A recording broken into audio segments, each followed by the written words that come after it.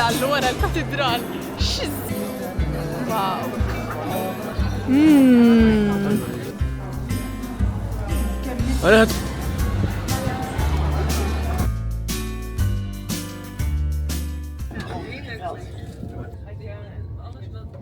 Guten Morgen, Dames und Herren. Kolon. L-aħħar waslet illa wara l-katedral. Xizzi. Illa ma konġab li toħroġ mit-train station u jidher il-katedral. Wow, insomma llum għandna ġurnata hawnhekk, ġurnata Kolon, il-Ġermanja. Veri la nistennew għandna ħafna li tajnihom it-tickets minn xi Settembru. U hekk hawn ħafna Christmas markets, ġifieri mhux ħammorru wieħed biss, ħanippruvaw nduru kemm nistgħu fil-ħin limitat li għandna bħalissa l-11 ilna fuq train mid-9:15 u rridu nitilqu fis-6 l-lejla, so fis-6 rridu nirraqdu train wara lejn Dejn Bosk. Badna train diretta, kien hemm train diretta minn Dejn Bosk tal-ġen, ma kellniex changes u hekk. Dommet naqra ma kellna mhux ħafna temmin id-delay. Meħe, ħammorru l-ewwel stop. Suppost hemm il-Christmas markets quddiem il-katedral, so naħseb irdu nitilgħu l-ewwel. X'dan jilħi look up some facts ngħidilna naqra. Third ta' minn għalija. Bej 1880 sa 1890 kien world's tallest building, imma today third. By the way ngħidu għall-katedral. Sorry, third tallest cathedral. Issa m'għadux building, imma third tallest cathedral. Issa rridu nduru quddiemu biex immorru Christmas market.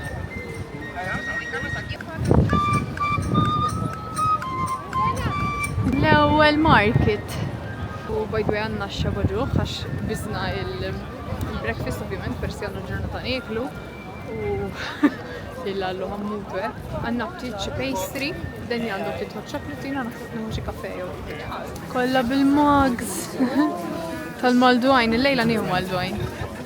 Il-baklava. Nħobsu t-salzet. Il-lulu. Kemmu. Ara. Bil-kontra vera. Ara s-sidġra xi-ġmiel. Ħasna f'għandi xabti ċaġa sweet jew savory. Dien dawk jidhru tajbin, dak x'inhuma.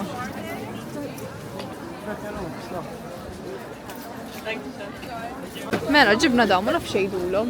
Kolner Volkshen, kellna nġibu 4 għax biex tħallas bil-kard before over 5. Għaxbuk? Isa puff pastry, jew shoe pastry, naħseb jgħidula di shoe pastry. Sabol. Bil-vanilla. No, mejba. Ħajba ħafna. Wow.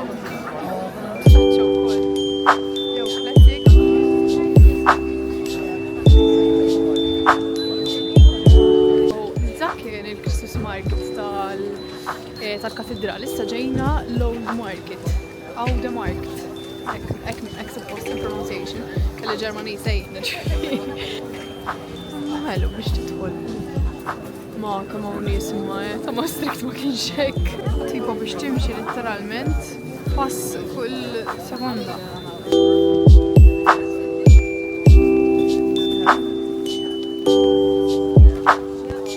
Avolja u ħafna affarijiet sbieħ u jidhru tajbin. Illa l-kamu tarali minn Maastricht. Kien hemm stand jagħmlu porridge bil-different flavors. 8 euro kienet bowl porridge. Nagħmel porridge kuljum kważi d-dar.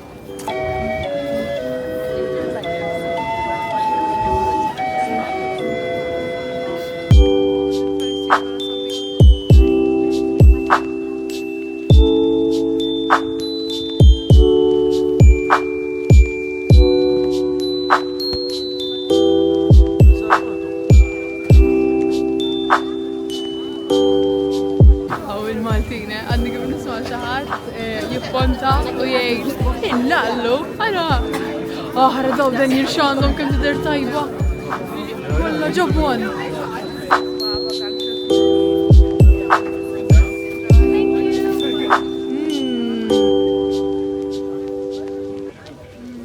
Next stop hija Christmas market ieħor li għad Highlands Chocolate Museum li jekk xi xtrajna tickets.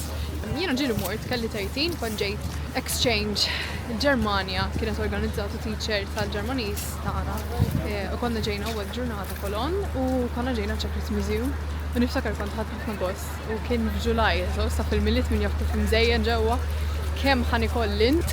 Disclaimer lill-ommi, don't worry ħanixtrilek, ħanġiblek l-ċokolata tal-lint.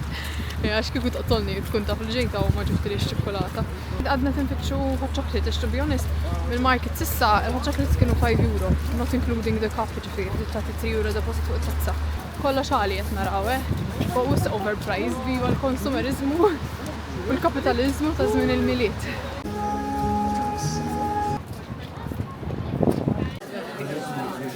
So qegħdin il-Lindt Chocolate Museum. Xtrajt dan għal-ommi u missier insomma waqti. Ġibtilhom selection ta' ħafna affarijiet u Daniel ġab waħda white chocolate. Now you see it, now you don't.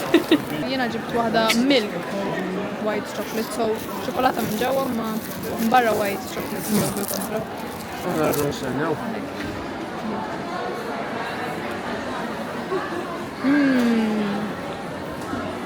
Għamilt fail. Min għalija li tajt it-tickets s-satej u kienu għal 10 kwart imma daħluna. Edinaw. Where cocoa, xtejta. Grows. Kokoa. Għanna l-guide u koll. U tawna ċokolata tal-lint. L-ħares li bżommu. L-lasna €17 biex taħalna.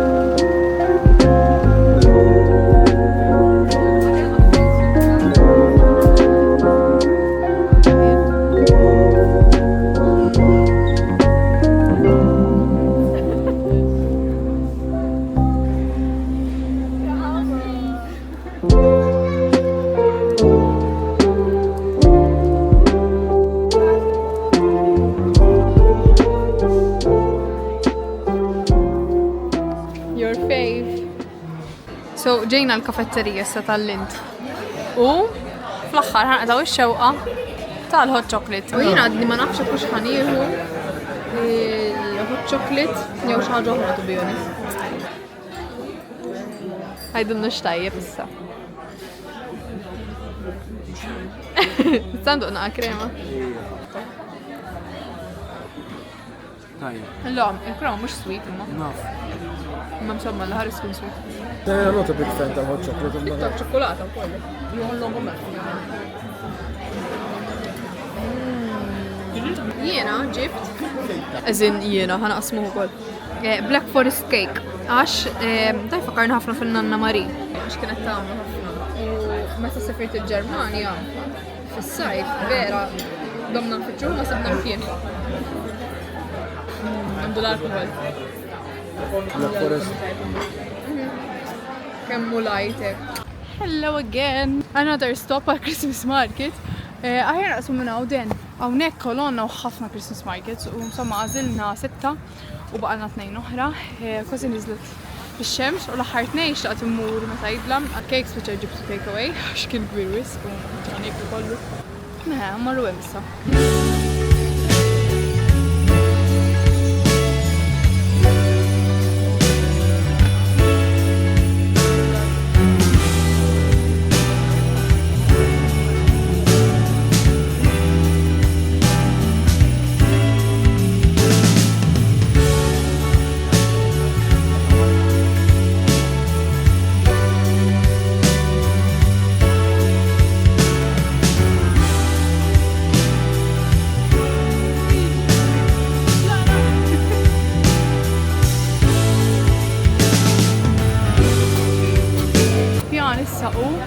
li ħammurru l-aħħar market nerġaw u jħat mill-li morna d-ġa għalix dan jidixtiqu l-ħobza li ħafjena nafsinar.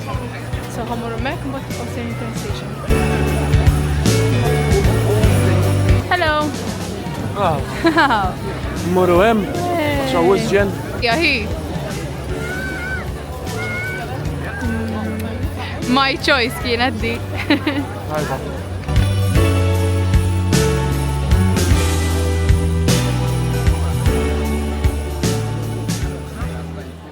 god.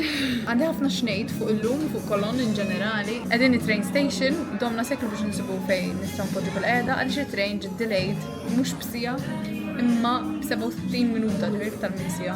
Kosa tiġi nofsi oħra, ġanna xi 3 kwarti kważi hawnhekk għax realizzajna meta wasalna train station għax aħna bdejna naġlu biex ma ntilfux. Kull darba li qbad train mill-Ġermanja dejjem kellha delay, darba nofsija dik l-ar li kienet imma llum gravi fuq sija u diżorganizzazzjoni taqsa. Il-Christmas markets kienu overcrowded, onestament kont eċitata imma naħseb overhyped it too much għax tantx kienet enjoyable illum il-ġurnata. Hi guys! Guys, it-train ġid delayed iktar, issa plus 82 plus 67. F'xi żewġ videos ilu għedt li kanna nagħmlu Spotify rap għom il-jom, xaqas il-bira għom il-jom, so ħan nagħmlu Spotify rap issa. Diġa nafxini il-number 1 jena. Għax, by the way, Spotify nixxarjaw aħna, għax meta bdejna uħorġu flimkien kelli Spotify Premium ma tantx kont nużaw, għax għamma kontajtu il-password. Għadna għaftaħnijiex. And one song again and again and again. Jena. Donnabu. Kellek raġun! Your top song, as wahda tijaj. As wahda tijaj, dis-sena as wahda tijaj. Oh my god, that's Spotify rap tijak dis-sena, mux tijaj. Drake was your top artist of the year.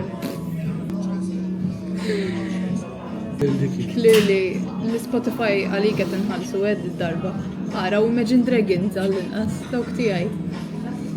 Kif m'hemmx Adele? Daqs kemm smajt Adele dis-sena. Hello. Qegħdin id-dar issa. Ħanalaq il-vlog hawnhekk wasalna d-dar. Però ta' malajr, first of all, Kolon bħala city ma tantx ġbitni. Mhix daqshekk aesthetically pleasing daqs l-Olanda sajna jew għax rajt li l-landscaping in ġenerali tal-Olanda vera sabiħa u residential areas sbieħ u hekk. Imma tantx ġbitni, tipo l-unika partijiet li jogħġbuni fejn kien hemm Christmas spirit, kien hemm ħafna dwal u tiżjien u hekk. Kienet overcrowded u to be honest ma nafx kif ħajġi dal-vlog għax ma tantx stajt nifilmja tant kemm kien hemm nies biex tmur minħa l-oħra tal-market. Iddum seklu xabaġen. I think I overhyped it in my mind. Kont naqgħod disappointed. Bħala ikel, to be honest, stands u hekk kienu tajbin. Ġifieri vera ħadna ikel tajjeb u kien hemm xi ftit li kienu naqa' differenti wkoll mill-market li dorna sissa, which was nice, and bidik il-ħobza bil-ġobon u hekk vera kienet tajba. It-train, oh my god, don't even get me started, wasalna u hekk spiċċajna sa 20 wara kemm suppost. My suggestion is li jekk beħsibkom tmorru x'imkien fi żmien il-miliet tażlux postijiet li n-nies imorru għall-miliet. I mean, ma nafx ħsibna li ħammorru jkun hemm kull imkien baħ, ma nafx, imma ma pretendejniex li ħajkun hemm daqshekk nies li qas kun hemm fejn tiċċaqlaq. Il-Chocolate Museum ukoll, to be honest, not worth the 17 euro biex morna biex tħallna. Jekk tixtiequ tmorru Chocolate Museum tistgħu tidħlu ġust tmorru l-kafetterija kif għamilna aħna, it's free biex tidħol hemmhekk, ovvjament imbagħad titħallas biex tiekol. So to be honest, aħjar kilnihom x'imkien ieħor is-17 euro li ħallasna per person, xejn speċjali, to be honest. Anyways, ħanħallikom narakom fil-vlog ta' għada. Ta' għada ħajintoġob minn ħafna nies naħseb għaliex jinvolvi ħafna tisjir. Specifikament tisir Malti. I hope you will enjoy that. Nispera li kelkom ħadd tajjeb għax dan ħataraw il-ħadd. Grazzi tal-li rajtu l-video, tisewx tagħmlu like u l-lejli tajjeb.